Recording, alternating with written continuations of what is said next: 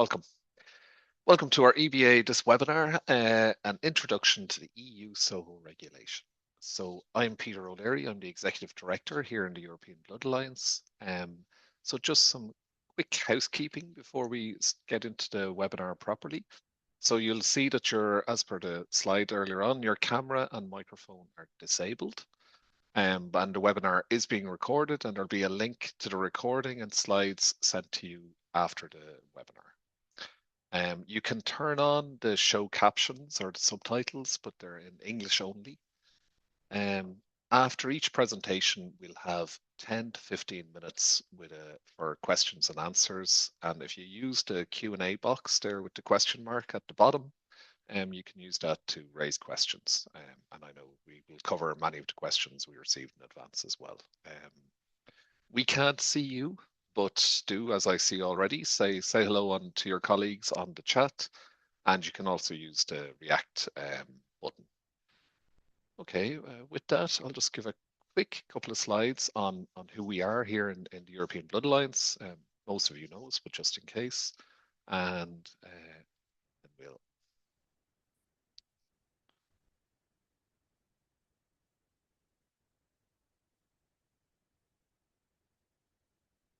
So, as I say, you're very welcome today to our webinar. So who are we in EBA? Many of you know us.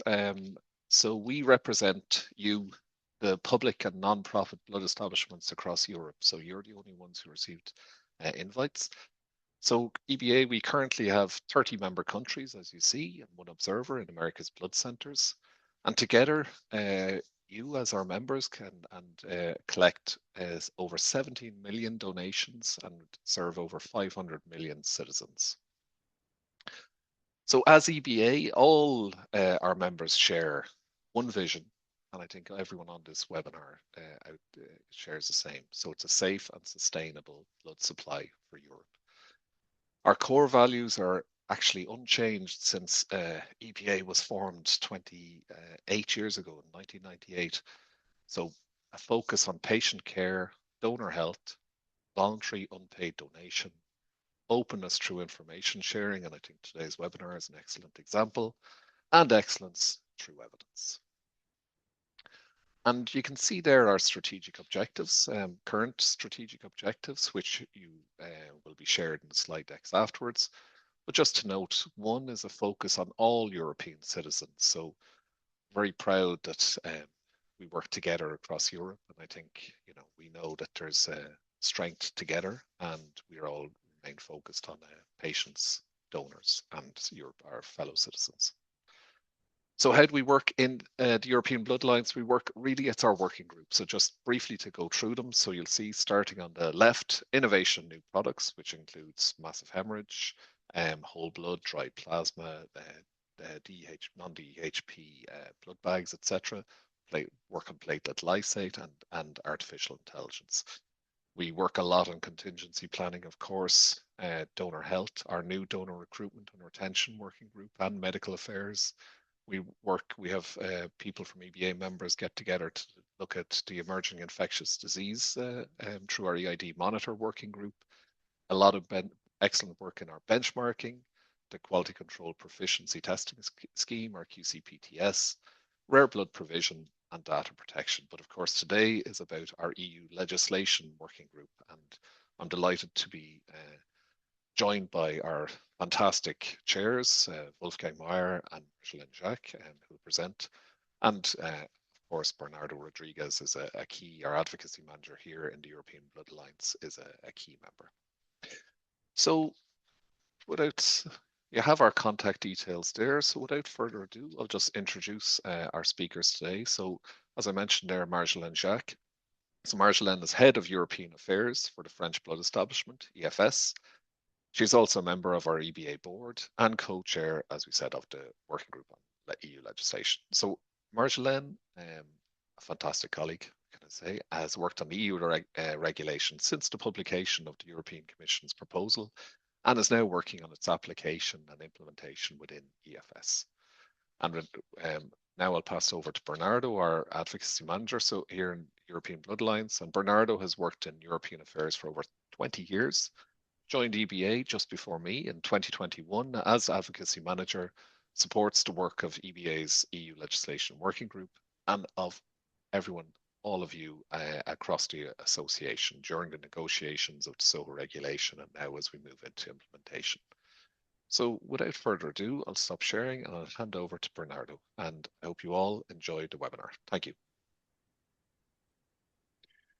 Thank you very much, Peter. And it's great to see so many of you joining us today.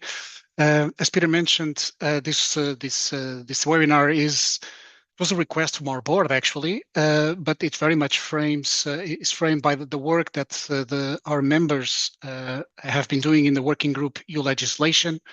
So this is where members of EBA gather to discuss the latest developments in terms of EU legislation. Obviously, the SoHO regulation has been keeping us very busy, but we're also looking at other legislation like medical devices or the pharma or ATMPs and so on. So even if we do have a specialized group also on ATMPs, but if you are interested in any of these topics and if you want to follow EU legislation in particular more closely, don't hesitate to contact us to join the working group. And of course, we're here today because we're in this transition period, moving away from the directives, the blood and tissues directives, and moving into the new regulation on substances of human origin. So we'll go into that. This is what this webinar is about. We will be explaining a little bit the changes that the regulation will bring and how blood establishments needs to get ready, needs to prepare for this new reality, the new rules, what they aim to achieve, and how these changes are being prepared as well. So I will also start, I'll start sharing the presentation. As Peter already mentioned, the slides will be made available to you as well after the event. And bear with me for just a second while I get this working. There we go. And up. Yeah, sounds good. Okay, so yes, I'll be, well, this is very much the program today. So we'll be splitting the presentation into sections. We'll start going through an introduction of what is the SoHO regulation, the main changes that it brings, and then we will stop for a while, for a few minutes to go over some of your questions. By the way, we asked you to send your questions when you registered. We received dozens and dozens of them, so thank you very much for that. It helped us shape already this presentation, so we hope that many of those questions will be answered by the slides that you will see, but we will have a space for Q&A in any case. You have the Q&A box there on your controls. Don't hesitate to start using it. After that first Q&A, we'll still focus the second part of our presentation more on what is going to happen in the next 18 months and how you need to be preparing, and so what's planned in terms of getting ready for the application of the regulation. And yeah, just to kick things off, like Peter said, we cannot see you. We can only see your chat coming in, but we thought it would be a good idea just to get a feel for who's out there. So if yep, hang on. So I hope you can see what I'm just sharing with you. So this is just to getting to know each other. Just where do you work? Not necessarily the country or city, but more where in the, let's say, in the ecosystem, in blood establishments, which part of the blood establishment do you work? The second question is more to understand a little bit your level of knowledge of the SoHO regulation, from no idea what this is about to knowing it by heart and being able to quote it when asked the exact number of the article. I think there's only one or two people here who can do that, and I'm looking at you, Marjolaine. So we'll try that later. And then, yes, how excited are you about this webinar? Yes, rather be at the dentist to super hyped. So I'll give you a few more seconds just to get those answers in, and then I'll show the answers with you. This really just to help to know you a little bit better, to understand also the kind of knowledge that you have and who's in the room. As you know, this webinar was really about the basics. That was really the request from our board. This working group is working on it regularly, but many of our colleagues and many of our members are still also, they have their daily work, so they're still trying to understand, okay, what is this SoHO regulation about? We've heard about this. We need to know more. So yes, that's really, and so this webinar will focus more on the basics. So I saw that we saw that many of your questions that you send in were extremely detailed, some of them very technical. We're happy to answer those. We'll try to answer those today. If not, don't hesitate to come back to us and we'll try to answer them as well. We may put on another webinar on more technical aspects of the regulation, but today is really to get the basics down. So I won't take much more time. I'll just end the poll now. So last couple of seconds, and I'll end the poll and share the results with you. So there you go. I hope that you can see that well, it's great to see a lot of enthusiasm. So let's keep going. And so I'll stop sharing this for now. Thank you very much for. There'll be perhaps a second survey later today. So don't leave. So let me try to get this working again. Yes. So some of the presentations, well, some of the slides you will see, those of you who have seen presentations from the Commission or even from us will recognize some of those images. We're using some information from the Commission as well. So very first, just to get the basics down, I think this came up a lot in the questions as well. What's the timing for this? When does it apply? So the regulation has already entered into force. It entered into force on the 7th of August of 2024. So legally, it's already there. But that's the reassuring part. Most of it will only apply from the 7th of August of 2027. So until then, nothing changes. We continue looking to the directives and to the national legislation that you have in your own countries.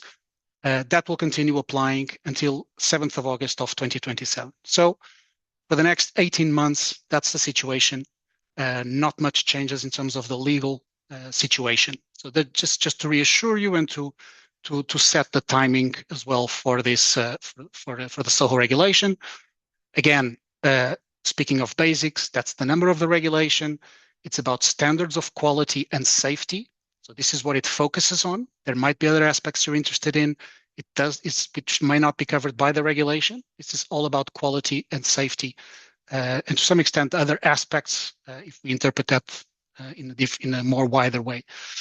And it's of substances of human origin in case, you're looking at SoHO until I still don't know what SoHO stands for. That's what it stands for, substances of human origin. And of course, it's for human application. If it's not human application, the regulation does not apply. So I think we thought it was also important for you to understand why this now. I mean, we have a perfectly functional legal basis. Why are we making these changes? Well, the directives come from the beginning of the 2000s, 2002, 2004. And so these directives have made a huge impact. I think we would all agree on the blood ecosystem in Europe in terms of safety, in terms of quality, has been revolutionary. And it harmonized to some extent. But after more than 20 years, obviously there are issues which have identified as things which are not up to date anymore, or that are no longer fit for purpose. And so, very briefly, if we look at the top there is one of the aims that the Commission, this is a slide from the Commission, and what they say they would like to do is to extend protective measures to donors and offsprings from medical assisted reproduction. So as a reminder, if you look at the directive, there's very little there on donor protection this regulation includes quite a lot of provisions in that respect. It tries to harmonize a bit more than the directives did, and I'll go a little bit into that in my next slides. It also wants to create more conditions for safer and more effective innovation. It wants to look at crisis preparedness. So that's a new dimension which perhaps wasn't so present in the directives either. Looks at digital and how that will be an important part of in terms of future. Very important to understand this directive, perhaps less relevant, at least immediately for us, is the fact that the scope is all substances of human origin. So it goes into new areas like breast milk, microbiota, and others that the future may bring. And that's one of the objectives of this regulation, is that even though it does not specify which SoHo are going to be regulated by this, any substance of human origin other than all organs will be covered. So if new SoHo RX are starting to be prepared and used in the future, this regulation will automatically cover them. And the last aim would be to then support high safety and quality standards. We'll go into that a little bit as well. So very briefly, in terms of the harmonization, we're going from a directive to a EU regulation. Now, the main change here is that what I try to illustrate with this image is that with a directive, you have one single directive which sets goals, and then each member state needs to develop and adopt national legislation to reach those goals. So the goals will be the same, but each country will have a slightly different way of getting there. What we have with an EU regulation is that the text of the regulation is directly applicable across Europe. So every single member state will just need to have, and it's already translated, will have the regulation in its own language, and it will apply directly with no need for national legislation to be involved. Some practical aspects, you may need some national legislation, and you will probably have those conversations with your national competent authorities. But for the most part, the regulation will apply directly. And so that's one of the main reasons. So that we will see, in theory, more harmonization because the text is the same for everyone. Also, in terms of the scope, as I mentioned, we currently have 4 directives for blood and plasma, 4 directives for tissues and cells, and 2 directives for organs. What will happen within regulation when it becomes applicable is that the 8 directives on blood, tissues, and cells will all disappear and will be replaced by the regulation. And as I mentioned briefly, organs, if we're talking about whole organs, then those whole organs will continue to be regulated by the EU directives. That will not change. So organs, whole organs again, not tissues from those organs, will be covered by the directives, will continue being covered by the directives. Again, I mentioned this briefly, but again, SoHo is intended for human application. The regulation is intended for human application or for manufacture of products regulated by again, also intended for human application. We're talking about SoHo donors, SoHo recipients or offsprings. Again, that's the scope of the regulation. And all activities that have a direct impact on quality, on safety, or effectiveness of the SoHo. So that's the scope, and that's what the regulation is trying to impact. A word also in terms of where does SoHo end and other legislation begins. If we're talking about human application of SoHo directly, then we're talking about the donation and the collection, the processing and application.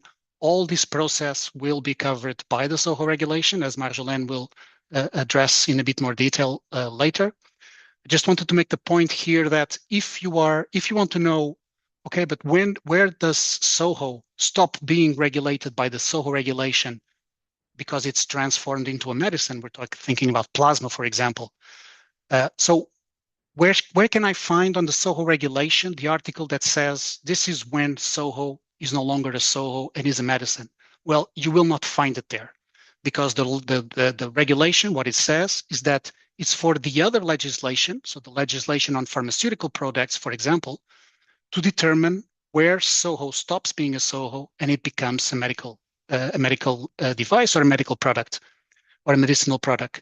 So, so that's an answer to many of your questions that we saw coming in as well, the relationship between these two realities. If you're working with SoHo that then becomes a pharmaceutical product, it's not here that you will look at that angle of the medicine part. You will have to look at the other regulation. And we can have chats about that as well. Come to the working group EU legislation and there'll be plenty to discuss there as well. And finally, another quite fundamental part of this of our work is, of course, the issue of voluntary unpaid donation. I won't go too much into this. I will only mention that the principle is reaffirmed in this regulation, strengthened, I think we could say. There is more detail on this. It still allows for compensation of living donors, and it also allows for fixed rate allowances if that's the choice that a member state does. So member states individually can say, we would like to have compensation and we would like to have fixed rate allowances. That's fine. They need to set upper limits. They need to set criteria, all this in national legislation. But the main principle that needs to be preserved is the financial neutrality. In other words, donors cannot benefit financially from making a donation. They're also not supposed to suffer losses. But as long as this principle of financial neutrality is preserved, then compensation is allowed. I'll stop there and pass on to Marjolaine, who will go in a bit more detail on these other elements. Thank you. Yes, hello everyone, and thank you, Bernardo and Peter, for the introductions. So now I'll focus on what's new in the SoHo regulation. So we've covered some parts already, like the scope. It's for all SoHo exactly the same, harmonized. But what does it mean exactly? What is covered? What is SoHo activities? What does it mean to be an entity, an establishment? Then I'll go to what is a SoHo preparation? How do you authorize it?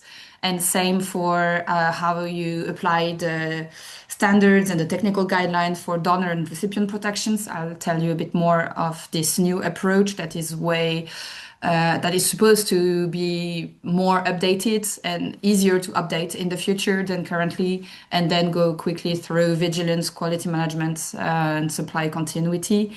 It will be a lot of information, but once again, we will really have time for the Q&A later. So I hope you'll bear with me for the next 15 minutes going through it. So, okay, Okay, sorry, I'm controlling in distance Bernardo's slide, so there is a slight delay between my action and the consequences of it. Sorry for it. So here in this slide, you will see actually what is the list of the SoHo activities that is listed in the second article of the regulation. So each of the boxes that you see, so donor registration, donor history review and medical examination, donor testing, collection, processing, storage, release, etc., are all the activities, like in red, are all the activities that you see in the SoHo regulation. They are the activities that are supposed to have an impact on the safety, on the quality and the efficiency of the SoHo and the SoHo preparations. So they are in the scope of the SoHo regulation. Then you see, so maybe one addition first already. So you see human application is an activity and it has its importance. I'll come back to it later. But just to make the link with the slide you've seen before from Bernardo, to when a SoHo becomes another product from another EU legislation, you see here, for example, that currently, but it's being revised, but currently a SoHo becomes a medicinal product when you have an industrial process. That applies for PDMPs, plasma-derived medicinal products. So the plasma, if I take this example, collected, will still be in the SoHo regulation scope for what is in the bright red, I would say. So all of what touches to the donor, the collection, the release, and the distribution, and export and import if it's applicable. But then once you start the industrial process, so the fractionation process in this case, then it becomes a medicinal product. It's the same that goes for ATMPs or medical devices, for example. So this is when you get out. But in any case, the starting material, the SoHo, will see the SoHo regulation applied to the donor steps. So donor protection is always there, and then the collection and release and distribution parts. So this is where you see the difference in reds. There is another information very important in this slide is what is a SoHo entity and what is a SoHo establishment. So basically, a SoHo entity is an organization, an entity that does at least one SoHo activity. So if you are a collection center, you are a SoHo entity. If you are a hospital, humanly applying SoHo, or in other terms, if you are transfusing patients with blood components, you are a SoHo entity. So that's one of the big changes with the SoHo regulation. It is that hospitals will be SoHo entities, or at least the departments that are doing transfusion. So it's one big change. Then you would have this second step, that is the SoHo establishments. So SoHo establishments are one part, let's say, of the SoHo entities that are doing specific activities that are considered more important for the quality and safety of the blood products, or I mean the SoHo preparations, if I want to talk generally, because obviously I'll take mostly blood examples, but it applies also to tissues and cells, for example, here, or breast milk, etc. So SoHo establishments are SoHo entities that are in charge of processing and storage, or export or import or release of these SoHo preparations. And this has different consequences that are in the next slide that is coming. So you will see here again the definitions that I just gave you. So SoHo entity, any type of SoHo activity. SoHo establishment, some activities. So processing and storage, or release, import, or export. SoHo entities need to be self-registered on the SoHo platform or via the competent authority. So reach out to your competent, or more competent authorities will reach out to you to tell you and let you know how you need to do this self-registration. For SoHo entities, inspection is not mandatory, but it can happen if it is deemed necessary by the competent authority.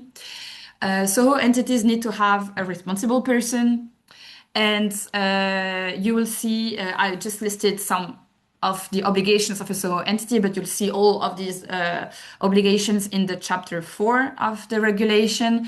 Like a SoHo entity, will have to deal with SoHo preparations, will have to report activity data, vigilance, traceability, SoHo rapid alerts, and in this list I actually missed quality management system that is also mandatory for SoHo entities. SoHo establishments have additional obligations. So again, they are a SoHo entity, so that's why also I copied paste, you'll see the last line. All of this is also applicable to the SoHo establishments, but establishments need to be authorized. So you need to apply to your competent authority to be authorized as a SoHo establishment. You will be inspected at least every 4 years. And more than the responsible person, you will also need to appoint a physician and a releasing officer. I'll define what it means in 2 slides, I think. So yeah, this is the distinction between the two, so entities and establishments. So just to make it more visual, once again, all entities must be registered, and it's one part of the entities that actually also need to be authorized as SoHo establishment. So it's like kind of climbing up one level more. And then I won't really go into detail here, but importers are also SoHo establishments, but with a specific status and some specific authorizations and obligations. I won't go into detail here, but it's also a sub-part of the SoHo establishments. So about these roles that I just described, a responsible person, it's a title that you already know. You already all have a responsible person because it was in the blood directives from 2002. So all SoHo entities should have a responsible person that is either qualified with a medical, pharmaceutical, or life science degree and has 2 years of experience. The responsible person is, per the title, responsible for the compliance with the regulation of all the SoHo activities performed. It is they are in charge of informing the competent authority if they are replaced temporarily or permanently, and they can cumulate this role with releasing officer and or physician that I just covered now. But really, it's responsible, for all the SoHo activities and the compliance with the regulation in general. It's a very general, I would say, role. Then SoHo establishments, that's why they're in blue, also need to appoint a releasing officer that has the same qualifications as the responsible person, and that is specifically in charge of the release. So making sure basically all the SoHo preparations check the boxes to be released, so quality, safety, efficiency, etc. It's possible to delegate the task to other persons that are qualified by training experience under the responsibility of the releasing officer. So you can manage, let's say, maybe a team of persons and still be the releasing officer. And you can also delegate this time responsibility for a short-term absence to an alternate. Then you have physicians. Physicians, per definition, are physicians with at least 2 years of experience. They are in charge, I will start from the end. They are in charge in general of donor and recipient health. And for that, they are in charge of defining the processes, the criteria, etc., for donor eligibility, for SoHo collection, for the allocation of SoHo. They are also in charge of the clinical aspects of investigating suspect adverse reactions and of following the clinical outcome monitoring plans. I'll talk about it, what it means later. Same, you can delegate the tasks to other persons under the responsibility of the physician. But yeah, it's, I would say, quite similar to a medical director position in general in your current blood establishments. So these are the 3 titles, the 3 roles that a SoHo establishment needs to appoint. Once again, the responsible person can take all of the hats, all of the caps on these 3 elements. So that is for what is an entity and an establishment. So these entities and establishments are working with SoHo preparation. A SoHo preparation is a type of SoHo that has been subjected to processing, has one specific or more, but a specific clinical indication, and is intended for application to a SoHo recipient or for distribution. And it requires an authorization. This authorization works like this. I try to make it nice and beautiful, but basically you need to start, so the entity needs to start by doing a benefit risk assessment. So what data, what evidence do you have in your hands to assess best the safety, quality, efficacy of the SoHo preparation?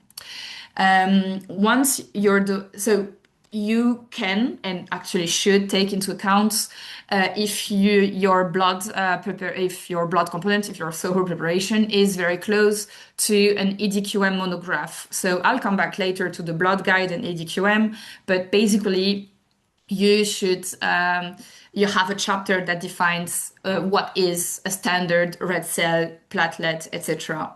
And the closer you are to these monographs, the easier it will be for you to have a positive benefit risk assessment and to have an authorization as a SoHo preparation in consequence. So then you submit the application to your competent authority, taking into account this benefit risk assessment. If this SoHo preparation is already authorized in another SoHo entity, what laboratory validation data you have, and basically any other data you have on safety, quality, efficiency, etc. If you don't have enough, and I'll come back to this to the next slide, but if you don't have enough of this data, you can also submit a clinical outcome monitoring plan to gather the lacking data and evidence. Then it's assessed by the competent authority that can either grant the authorization or refuse the authorization for the SoHo preparation. Then it's the end of the process. Or if, again, you are in the case where there isn't enough data or evidence currently, grant a kind of conditional approval for the clinical outcome monitoring plan. Then it's your turn again, so the SoHo entity, to gather, do the clinical outcome monitoring and gather the data, submit it to the competent authority that, based on this new evidence and data, can grant or refuse the authorization for the SoHo preparation.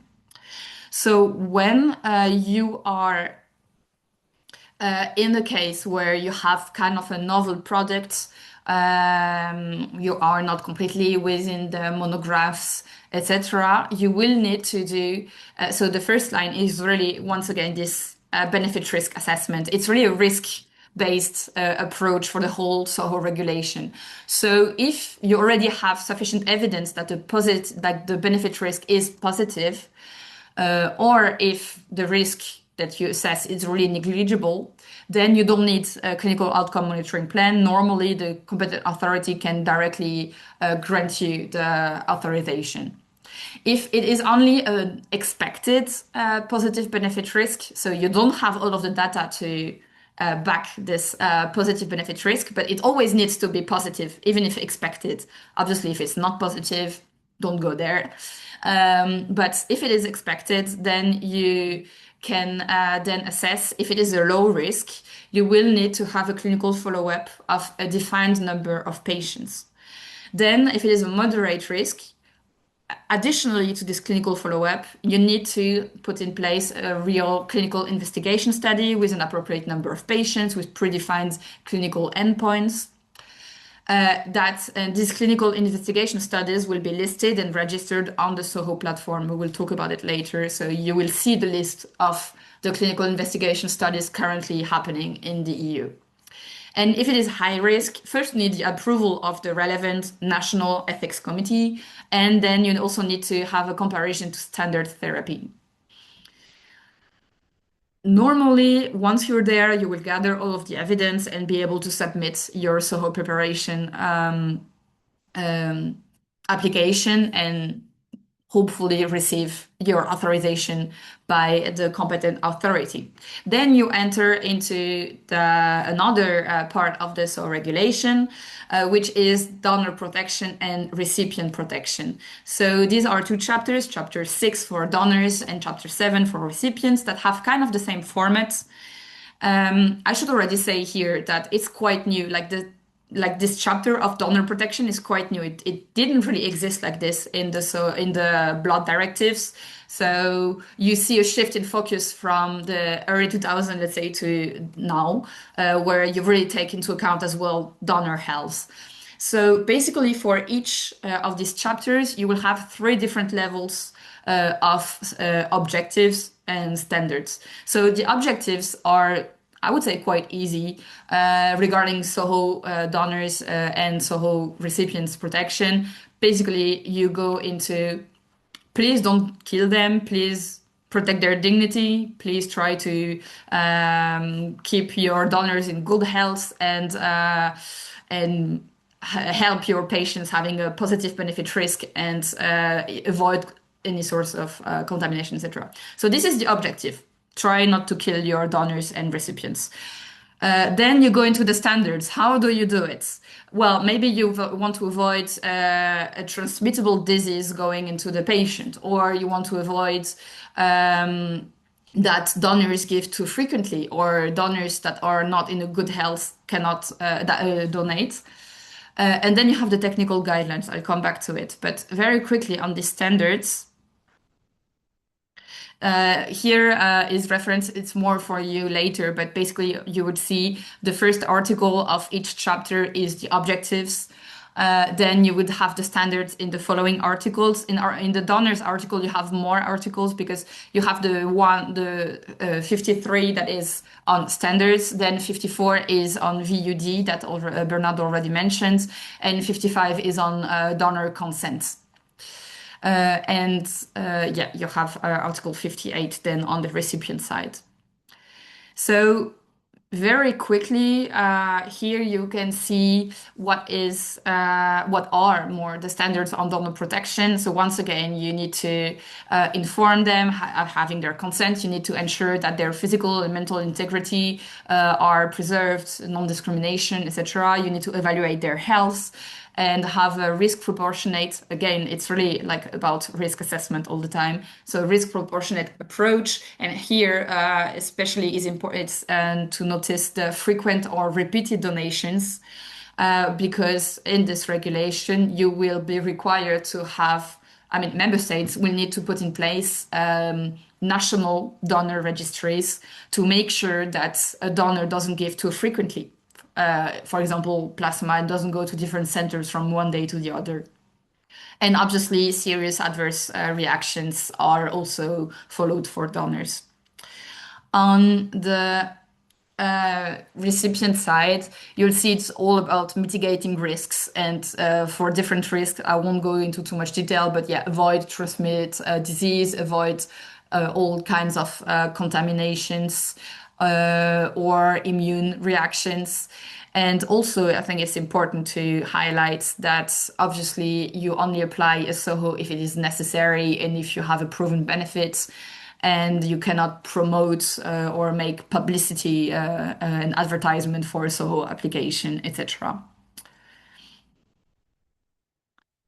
Then you have the last one, which is technical guidelines. That's also brand new, I would say, for this regulation. Once again, it was in the objective that Bernardo mentioned before, which is that you need to keep these standards and most importantly, these guidelines up to date. And science is usually a bit quicker than law, as we've seen actually with this legislative process for the SoHO regulation. So it means that the technical guidelines actually rely on publications from expert groups, mainly ECDC, so the European Center for Disease Prevention and Control for all that is transmittable disease, and EDQM, so the European Directorate for Quality of Medicines and Healthcare, that is attached to the Council of Europe. So it's not the EU, but now the text. So they are the ones publishing the blood guide that you probably know about, or the tissues and cells guide,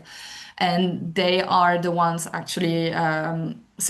They are really recognized, I would say, experts. And so basically it means that the blood guide, the tissues and cells guide, will become mandatory per the SoHO regulation. So the closer you are to these technical guidelines from ECDC and EDQM, the better. But member states can adopt different technical guidelines that need to be adequate to achieve compliance with the standards that I mentioned before. And so probably they will need to demonstrate an equivalence to the standards and the level of compliance achieved by ECDC and EDQM guidelines. So you can have diverging guidelines, but you should be able to demonstrate, member states should be able to demonstrate equivalence of compliance. You can also, at your level, the SoHO entity level, have other guidelines or technical methods that, again, need to be adequate to achieve compliance with the standards. So again, if you are equivalent to ECDC DQM, it's better. And you need to be evaluated then by the inspector. So it's really at the more local level. I'll go a bit quicker now. I think I took more time on this part because, yeah, it's important, but I'll go more into what are some of the obligations of entities and establishments. So on vigilance, I think you won't be too surprised with this regulation. It's largely unchanged from what you know now. The definitions of adverse reactions, adverse events, and serious adverse reactions and serious adverse events are not very different from what you already know with the directives. You need to notify it to the competent authorities, and the competent authorities need to notify it to the European level if they see that it is important as well for other EU member states. And there is once again these annual summaries that need to be submitted now into the EU SoHo platform, but that already exists. So the Commission will each year aggregate SoHo, these vigilance reports that currently are the SAR report or SAR-E reports and that are on blood and tissues and cells. Yeah, that's the slide of the commission. I won't take more time here, but basically, I think the one of the change still is more that donors are more protected also with this vigilance. And you still need to follow the coordination board's recommendations on this. The quality management system is in Article 37 of the regulation. I mean, I think there is no big surprise here either. You need to have procedures and specifications in place to ensure that SoHo activities are carried out in a consistent manner by competent personnel in facilities that are avoiding contamination, and you need to ensure traceability. So it goes with having procedures in place for personnel, procurement, etc. You need to have indicators of performance, quality control, internal audits, traceability, vigilance, also continuity planning. So that this slide is kind of ugly, but it's basically just referring back what is the Article 37 of the regulation. And finally, that is new. Also, I think a concern more of nowadays than the beginning of the century, millennial, it is supply continuity. And it has this distinction and definition of critical SoHo. So a critical SoHo, it's the one on the left, is a SoHo that is essential for the healthcare in the sense that if the SoHo is lacking, it can result in serious harm for the patients, and there is no therapeutic alternatives. In this case, it's a critical SoHo.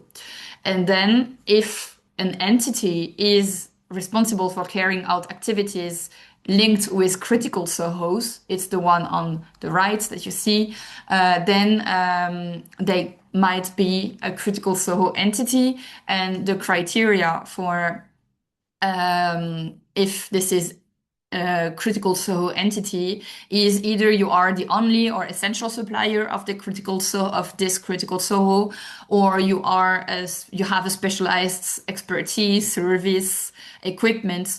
That means that basically, if you don't function, you cannot, like the supply of this critical SoHo will be really lacking. So in this chapter 8, that is really on the resilience of supply of critical SoHo. So it's not of all SoHo in general, it's always really focused on critical SoHo. You will see different obligations on member states, so they should do all reasonable efforts to ensure a sufficient, adequate, and resilient supply that goes through some stock monitoring and optimal use, but also really advocating and communicating and educating about these donations of SoHo. Then you have some data collection, monitoring, supply alerts, etc. I'll just focus on the national SoHo emergency plans that each entity will then need to translate into their own emergency plans. Basically, it's all about identifying the risks to this critical SoHo and the supply of these critical SoHos, and then define preparedness and response measures to ensure to mitigate the risks that are identified, in particular for epidemics, communicable disease outbreaks, war, terrorist attacks, and environmental disasters. You need to make sure these scenarios are really well taken into account. And then you also will see in this plan some derogatory measures on the SoHo preparations, release, or the role of the competent authority in crisis times. And with that, I've launched a lot of information on different topics to all of you. Do you have any question? Thank you, Marjolaine. So yes, and thank you Fantastic. Thank you, Bernardo. And before we get into part two, so when we discuss the road to August 2027, so there's a couple of questions. And we received many questions, and as we said, the slide decks, and I think you've covered a lot, but just in terms of questions today, Reen asks, do hospitals have to appoint, so maybe for you, Marjolaine, if that's okay, do hospitals have to appoint a responsible person if they do blood transfusions? Yes. That's a short answer. That's the short answer. Easy. So, entities, I think if you need to highlight two obligations that are for hospitals, is they need a responsible person and they need their own quality management system. Then it's up to the hospital, and I would say, obviously, in contact with their competent authorities to see if you would have a definition that is, I mean, a responsible person at the hospital level, that probably would be the case in most cases, or in each actually department service that is doing, I don't know, the oncology department, and then the obstetrical departments would have a responsible person. I would say I think most hospitals would probably go for a SoHo entity that is at the hospital level to have less of this administrative burden. But yeah. Okay, excellent. And I know that question came up also around structure within hospitals. So it's Yeah, yes, so I there's mean, I think that's some why I highlighted as flexibility well. once you comply. Yeah, perfect. I think I highlighted as well, like really, I think for hospitals, it will be a big change for them, like for really the clinical parts of it. Perfect. Bernardo, do you want to add anything to that answer? Or no. I'll move on. So yes, just as a basic. So again, and maybe we'll start with Bernardo. What are the competent authorities? Are they established in each EU country? We'll go a little bit into that on the second part of the webinar, but yes. So it's indeed the competent authorities are each country, each member state has its own competent authority, and it will be the list of who are those competent authorities is already available. I will share in my presentation later a link so you can check and see who those organizations are and who those individuals are. So that information is already publicly available. Maybe if I can add here, so the SoHo regulation needs to have a kind of national authority or competent authority that is the one having the link with the EU and will be in the list of Bernardo. But then you can have other, like either regional or thematics competent authorities that need to report to this national competent authority.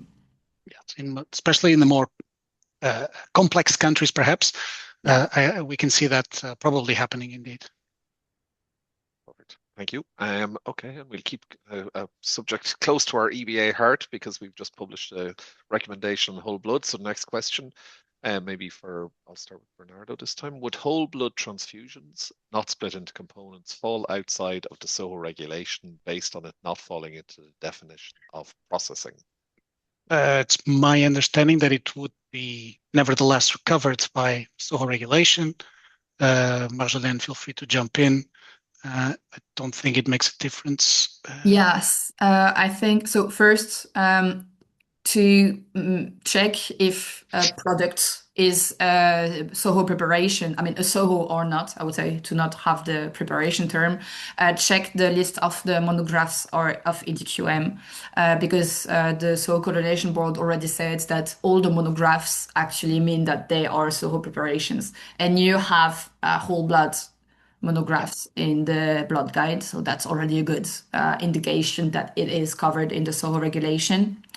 Also, once again, it's not because it's not a SoHo preparation that it's not a SoHo, because it's still a substance of human origin. It's collected, it will be released, so it's still a SoHo and will need to apply the scope of and the obligations of the SoHo regulation for all the activities that's actually applied to whole blood, even if there is not this processing step.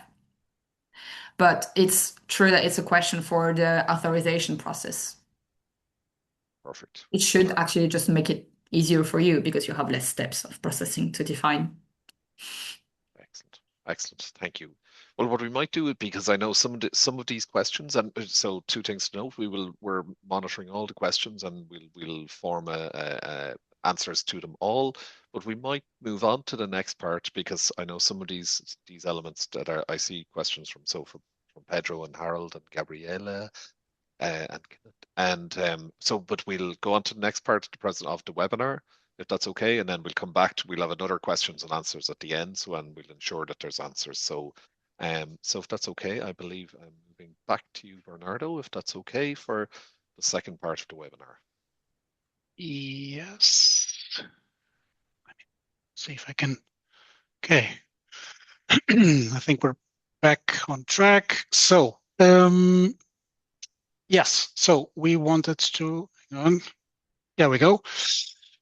So what next? I mean, I know we didn't cover every single aspect of this. I mean, we have an hour and a half. So obviously it would be very ambitious. We could have a 2-day seminar on this, on the SoHO regulation, to go over every single detail.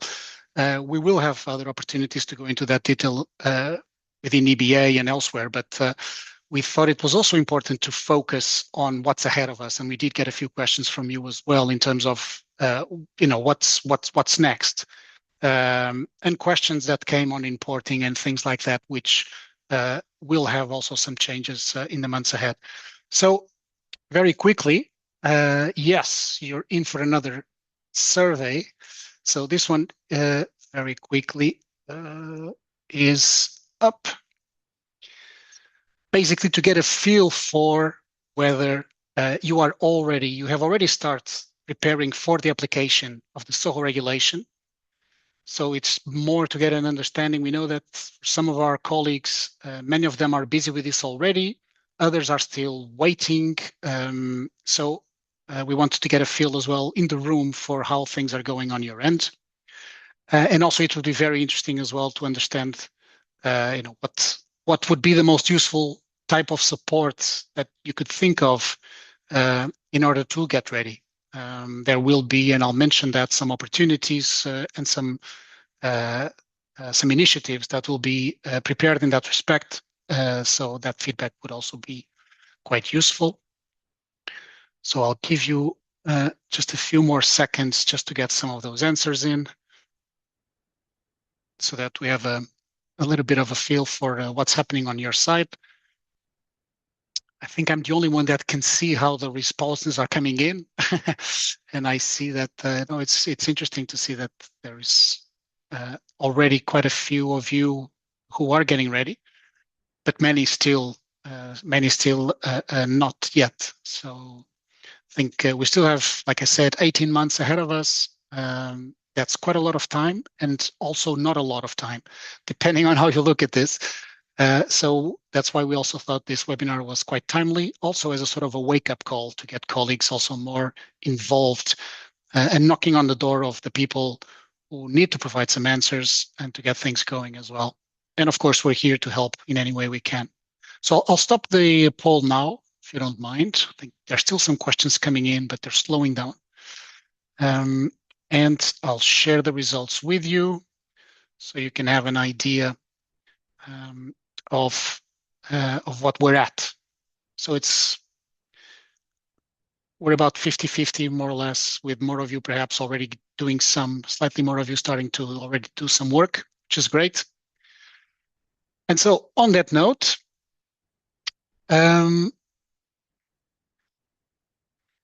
I will just give you a few more slides again on the timing for the application. We've mentioned 7th of August of 2027. But there are some exceptions. I mean, these are more for information but still relevant. In Article 80, member states, according to Article 80, member states still have to set up the legal process and the legal basis for penalties applicable to infringements. The registration of the existing blood establishments can take place until mid-2028. And SoHO competent authorities need to submit the information on authorized SoHO preparations to the new SoHO platform, and I'll get into that in a bit, and link to the respective SoHO entities by mid-2028. So there's a bit more of time beyond 2027 to get some of these formalities done in terms especially of these linkages and formal registries of the establishments, the entities and the preparations. The Commission itself has some homework to do, and they're working on it. In addition to the regulation, there are what it's called delegated and implementing acts. I won't go into the detail of what they are specifically, but just think of them as EU regulations that needs to complement the SoHO regulation.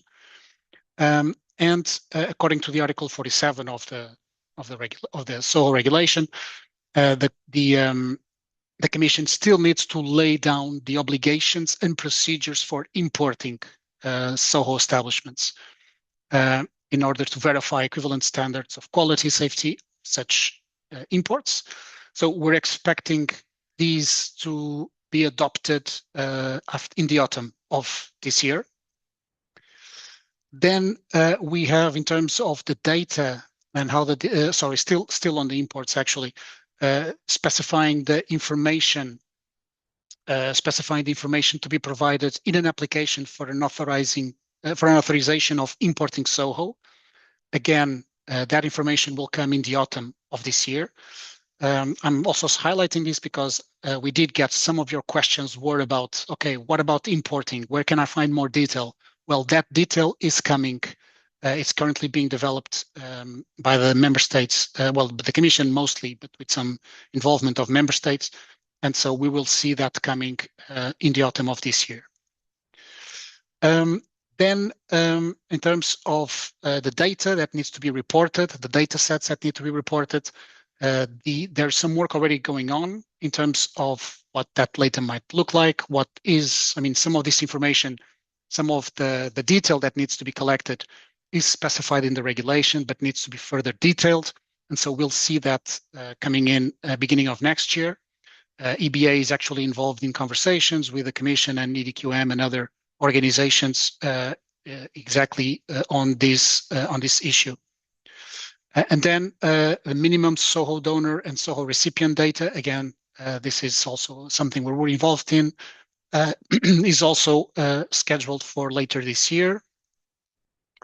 And finally, also later this year, this is more for those organizations using single European code, which regards mostly other SoHO than blood, but again, this detail will come in the end of the year. So in red, you have these targets. Now the Commission has until August of 2027 to adopt all these regulations, all these implementing and delegated acts. They've told us that the red, what I've put there, is a target, and they're trying to meet those targets so that not everything is adopted just in August of 2027. So to give people time to prepare.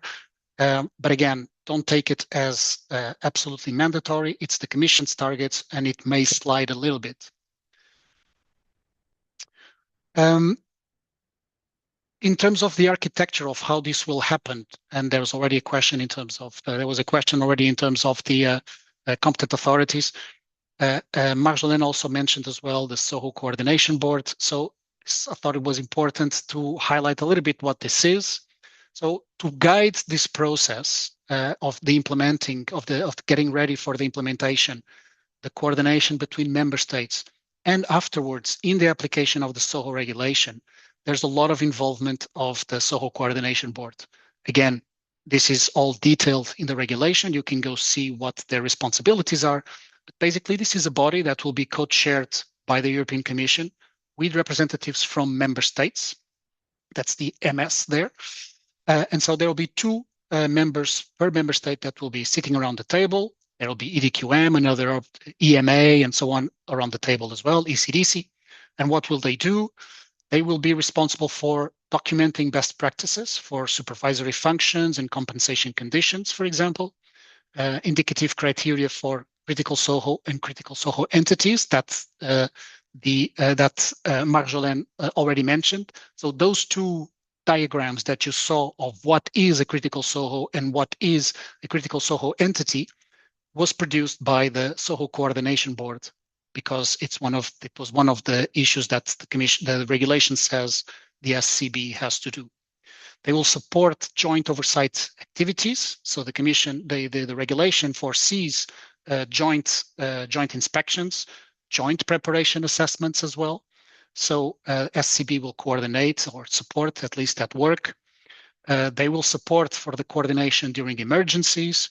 They will support the Commission in terms of the specifications for the SoHo platform, which they're now developing, actually, which have already been developed. And again, I'll go in a little bit into that in a bit. They will provide opinions on regulatory status. So when there are questions about the actual status of a certain SoHo, for example, the SCB, the SoHo Coordination Board, can issue an opinion that will be used as guidance for all the SoHo establishments and entities. They will keep the records in terms of national decisions on regulatory status, the compendium of advice given.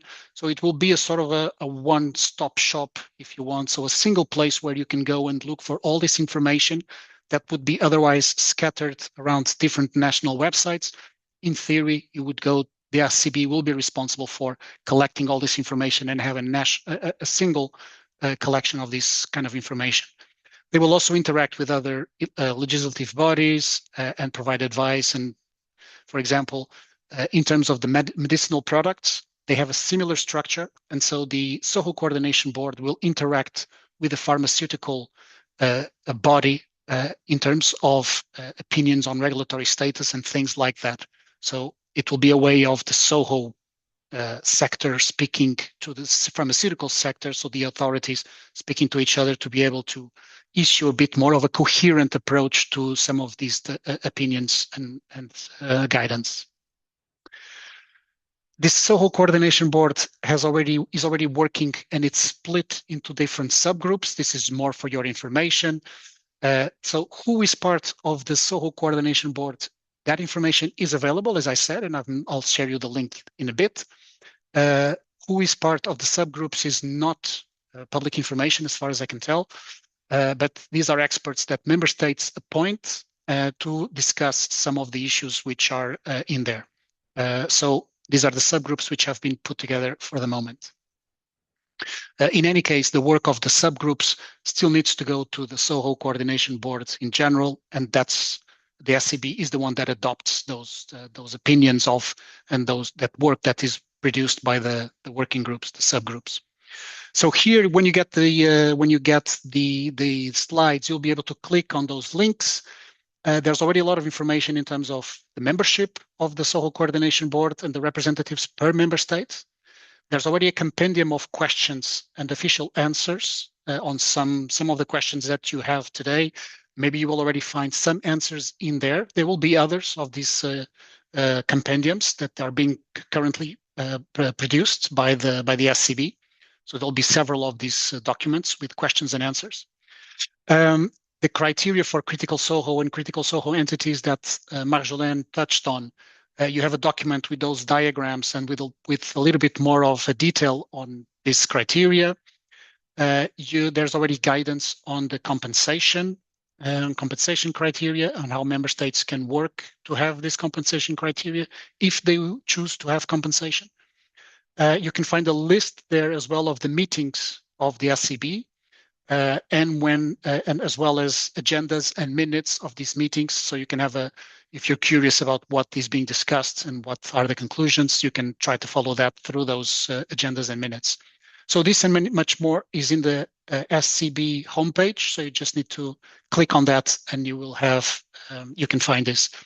You can probably find it already if you Google SoHo Coordination Board or use any other search engine, you will probably find this fairly easy and all this information is there. In any case, you will get this on your slides. Now, we've mentioned a few times the SoHo platform. It's basically an online platform where all this information will be collected. So a lot of this information that the SoHo Coordination Board is producing will have to be available to everyone there. And then this will also be the place that will collect vigilance reports, rapid alerts, supply alerts. So all these issues will be included in the SoHo platform. Of course, not all of this information will be available to everyone. So that's an important caveat to add. So the public, anyone who is not logged into the platform will be able to see compendiums and some of this information, lists of who are the people in the SoHO coordination board and so on. But for example, vigilance reporting and other supply flows and so on, that will be restricted. So the list of what is public and not is, you can see that from the SoHO regulation. We won't go too much into that now, but it's just for your information. The technical guidelines, of course, will be available to everyone, but other information will be more limited. So currently the platform is already online and is being tested, at least part of it. The prototype is being tested. There's a module already on how you register entities and establishments, a module for how you register the preparations, but this is still work in progress. EBA, along with other organizations, was invited to trial it, to then give some feedback about what was useful, what was confusing, what needed to work, what needed to improve. So the Commission is in the middle of this work. So we're waiting to see, and once it becomes available, we'll certainly share that with you so you can have a bit more of detail with that. And of course, there's an implementing act that was already adopted, which details the functions and the roles and responsibilities regarding the SoHO platform, who needs to input information, how long do you need to keep personal data in there, and so on, and other details on data protection. You can already click there and read this implementing act, and you have a bit more detail on those elements if they're of interest to you. There's other work regarding the implementation of the SoHO regulation, which is again still ongoing. I've mentioned the data work that is happening under coordination of EDQM and that EBA is involved with. There are discussions in terms of the plasma supply, in terms of contingency. All these conversations are ongoing with a view of being ready in August 2027.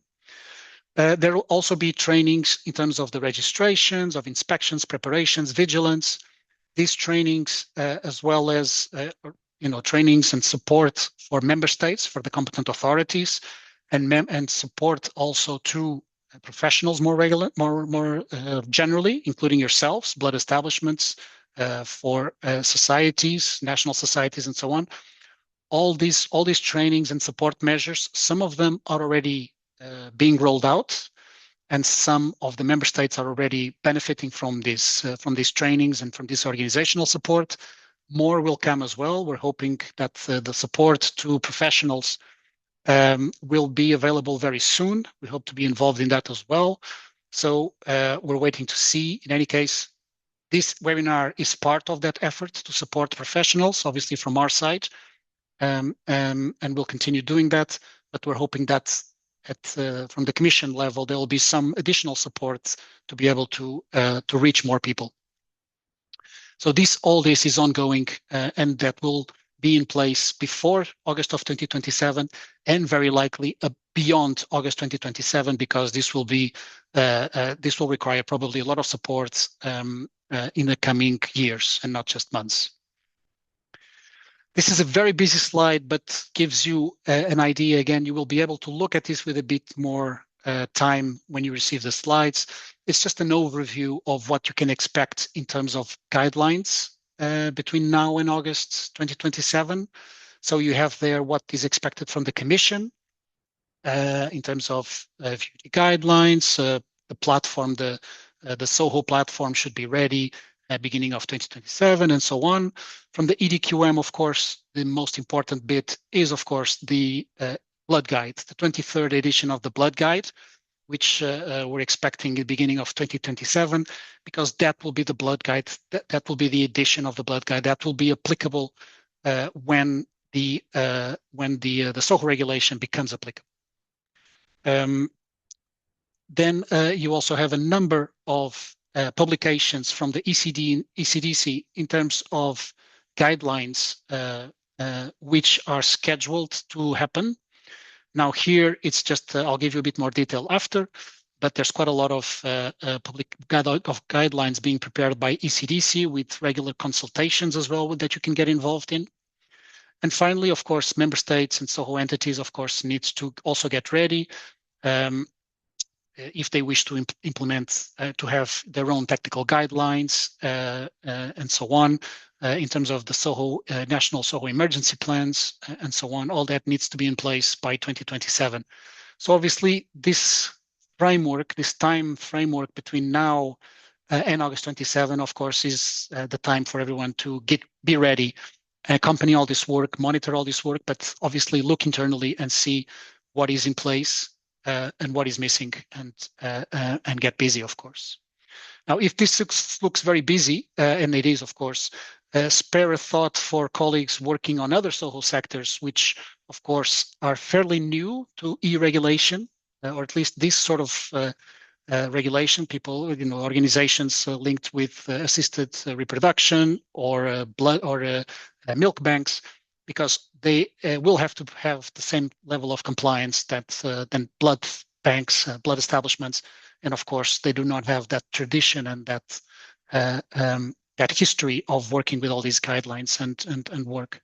So it will be very challenging for everyone. And so, yes, this is what I've mentioned. You can find this on the website of the ECDC. There in blue on your lower right corner is technical guidelines. If you click on that, you will find a page which details this work a little bit more, and you will find this this image with all the different guidelines which are being prepared, and you'll find more detail. And as ECDC, they update this scheme regularly, so it's better that you check the website regularly as well if you're interested in this work. So more as a way of wrapping up, really just links. I'm sending there more links to the homepage of the SCB, as I've mentioned before, to the technical guidelines, obviously EDQM as well, the blood transfusion section. And of course, you can always reach out to us for any questions or information you may need as well. So with that, I stop now. Bernardo and Marjolaine, and so we have some questions, so I'll go straight to it, and maybe in the interest of time, I might take one or two myself that I think I hope I know the answer to. So I'm jumping around, slightly going in reverse order, but I see one from Emma. Will the SEC code be compulsory also for blood products? So we have, and Marjolaine and Bernardo, jump in if I say anything incorrect, but we have confirmation from the Commission that they will not be, that the SEC, this is the single European code, is not compulsory for blood products. It is specified. There was some confusion on foot of some comments made not by us, but it's confirmed that they are exempt. Blood and blood products are exempt from the single European code. I see a comment from Cindy. Reading Cindy, is the beginning of 2027 for publication not too late? Will there be many alterations?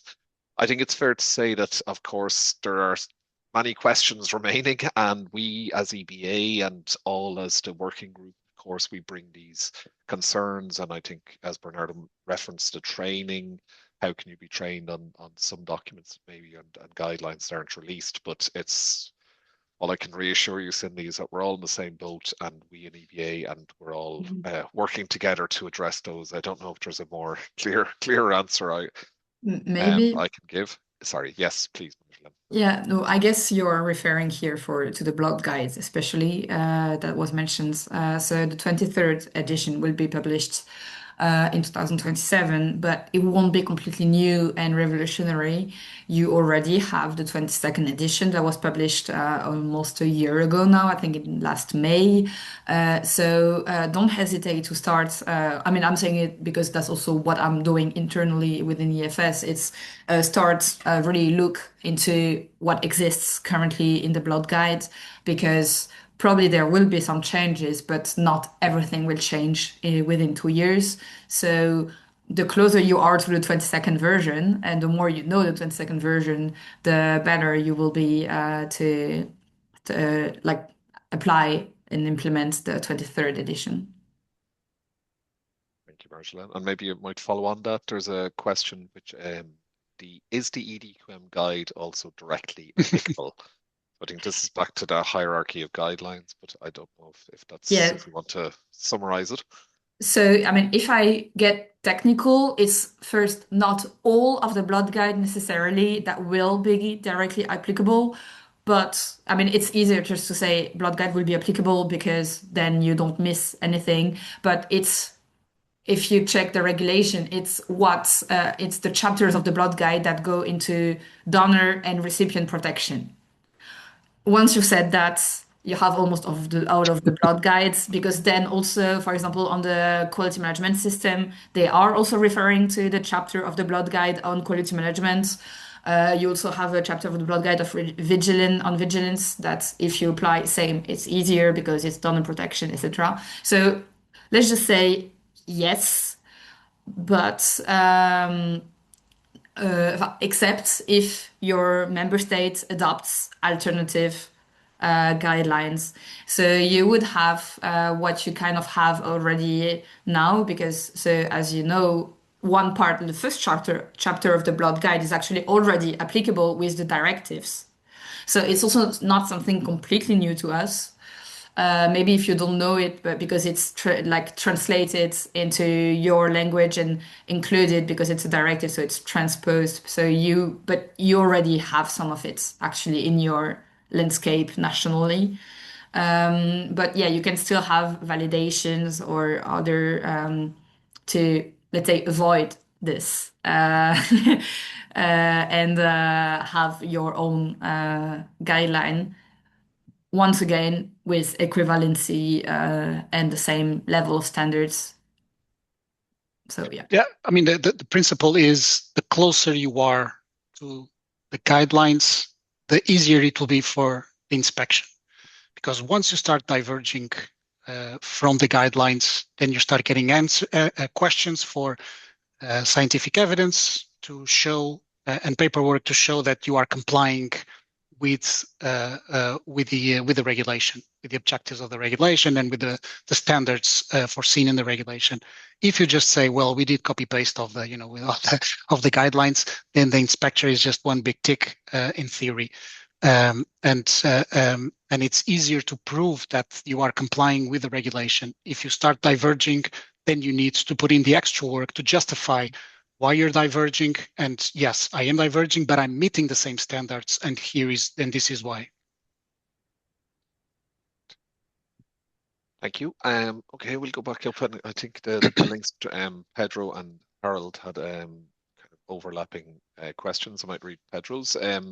So it's back to your early presentation. I think Marjolaine, maybe for you. So if I have a novel product in my hospital that another hospital in my country is already using for a few months, do I need the approval of an ethics committee or authorization from the SoHo competent authority, or the same follow-up compared if the product is new in my country? And no apologies needed for grammar mistakes, Pedro. Your question is clear. Marjolaine, does that make sense? If Yeah, yeah, yeah. logic. I think, I mean, I hope I won't make a mistake replying to it, but obviously it will also depend on the competent authority, etc. So, like, I'm giving you my reading of the regulation. I think a reading that we kind of share, I would say, within the panel today, but obviously, don't take it for completely granted either. So, first, for your information, it's not even in your country, but in the EU.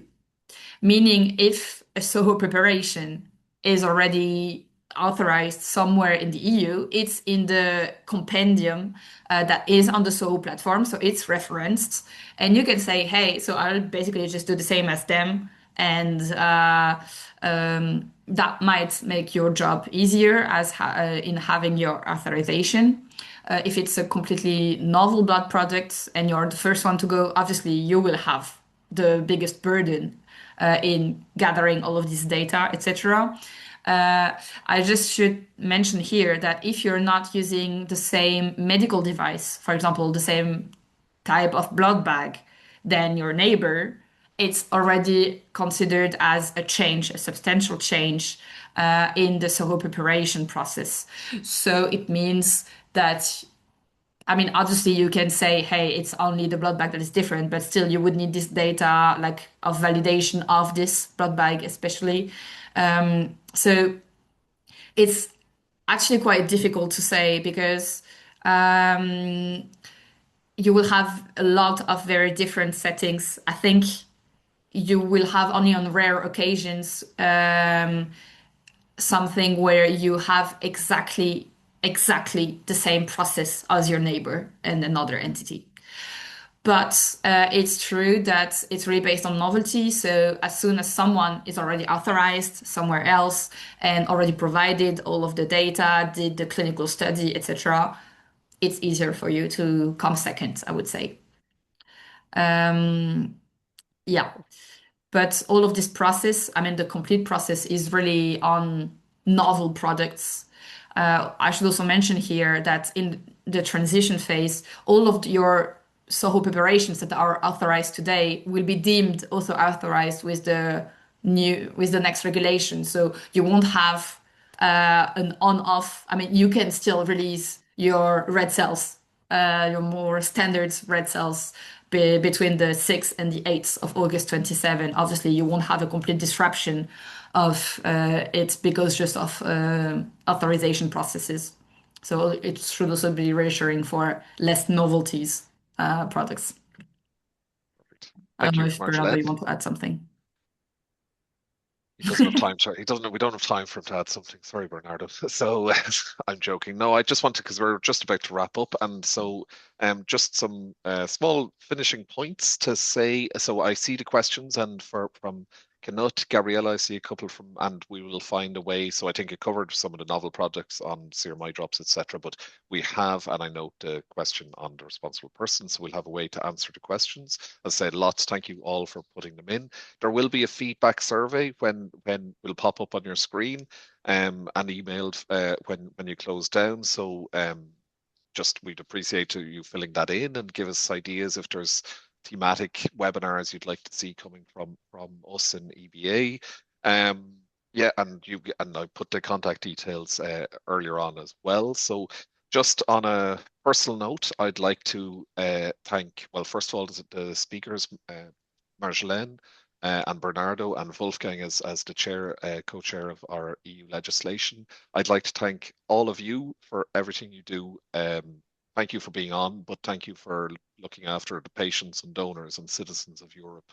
We're all in this together. I think I hope you've got a sense that we're all working on it, but some questions between acts to come, delegated acts, and but we're all in this together. So we're all looking at to look after our fellow citizens and our neighbours and people who need blood and people who give blood and plasma and everything else. So I think with that, I will say thank you. Thank you to Rodika in the background behind she as always does so much and it's always appreciated. But best wishes, and we will all catch up soon. And as we move towards August 2027 and the brand new world of SoHo regulation. So thank you all. I think with that, we will say farewell and see you soon.